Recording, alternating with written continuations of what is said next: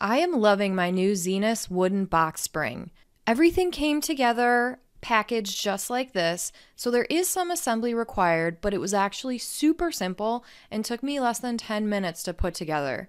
The instructions couldn't have been easier. It was literally 3 steps, and there is even a ratchet included to ensure you have everything you need if anything at all comes loose down the road. In order to put it together, you simply take the 4 end pieces. They come together with only 2 screws each.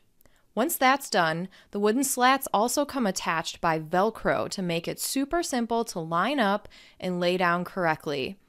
Probably the most challenging part was getting the cover on, but I discovered that if you lift the box spring on its side and start there, it was actually pretty easy to do that way once I figured out that that was an option. What you're seeing here is the 4-inch twin size, but this box spring comes in different heights and bed sizes. Here's a close-up once I placed it on the bed frame. You'll want the side with the slats on the top so that it supports the mattress that you place on top of it. And there you have it, the 4-inch twin wooden box spring by Zinus, complete with a mattress and bedding for my toddler's new big kid bed. I'd highly recommend this Zinus box spring as it is quick to assemble, very sturdy, and does exactly what it's supposed to do, support the mattress on top of it.